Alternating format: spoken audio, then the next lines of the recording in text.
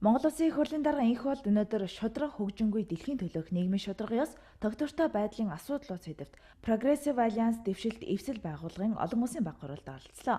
Энэ удаагийн баг хуралд Англи, Австрали, Швед, Португал, Гүрж, Герман, Бельги, Малайз, Марокко, Судан, Энэтхэг, Израиль, Палестин зэрэг 5 твийн 30 гаруй улсын парламентын гишүүд, улс төрийн намын дарга нар оролцож байгаа бөгөөд хурал 2 өдөр үргэлжлэх юм байна. Монгол Улсын их хурлын дарга энх болд олон улсын баг хурдыг нээж үг хэлсэн юм. Өнөөдөр Улаанбаатарын энэ баг хуралд 30 гаруй нам олон улсын байгууллагын 70 шихэн төлөөлөгчд хүрэлцэн ирсэн байна.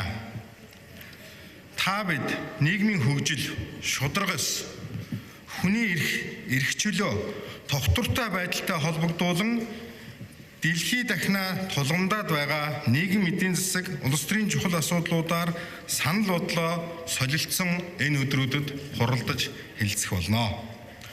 Progressive Alliance дэвшилт эвсэл эдүгэ дэлхий дахина хүлээн зөвшөөрөгдсөн нэгэн зорилгын төлөө тууштай зүтгэж буй нам олон улсын байгууллагуудын хүчирхэг нэгдэл болтлоо өсөж бэхжсээр байна. Зүүн төвийн үзэл баримтлалтай Монгол Ардын нам 2016 онд болсон улсын их хурлын сонгуулиар 76 суудлын 85.5% буюу 65 суудлыг авч үнэмлэхүй ялалтад хүрсэн.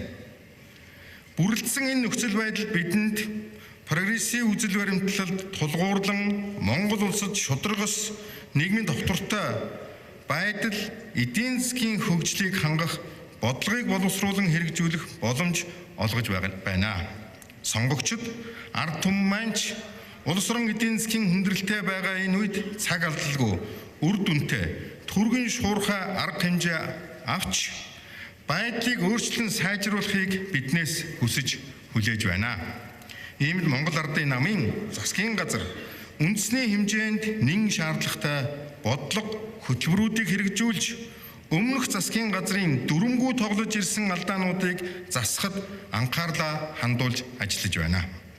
Хэдийгээр улсын их хурлын сонгуулиас хойш 1 жил хүрэхгүй хугацаа өнгөрөөд байгаа ч тодорхой өөрчлөлт эерэг үр дүн гарч эхэлж байна.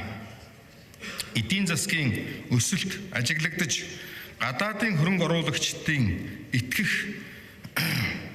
итгэл наашилж олон хуваар унаад байсан Монгол төгрөгийн ханш харьцангуй тогтворжиж байна. Аливаа улс орон тогтвортой бодлого, тууштай улс төрийн шийдвэргүйгээр хөгжин цэцэглэх боломжгүй. Алсын хараа муутай бодлого, талцал хуваагдлын сэтгэл зүй, эргэж бутсан барьцгүй байр суурь эдийн засагт хэрхэн муугар нөлөөлөхийг бид өнгөрсөн хэдэн жилд маш сайн мэдэж ойлгох болсон. Алдснаасаа суралцж дахин давтахгүй хичээж ажилласнаар хүндрэлээс богино хугацаанд гарч чадна гэсэн зарчмыг бид баримтлан ажиллаж байна. Энэ удаагийн баг хурлын үзэл санаа хилцүүлгийн дүн бидний үйл ажиллагаанд шин санаа, шин урам өгнө гэдэгт гүнээ итгэлтэй байна. Энэхүү олон улсын баг хуралд улсын хурлын гишүүн Зандан Шатар, Мөнх Цэцэг, Оюун Эрдэнэ, Тэмүүлэн, Ундраа, Цогтбаатар, Боловсрол соёл шинжилгээ ухаан спортын дэд зайд Отгон Баяр нар оролцлоо.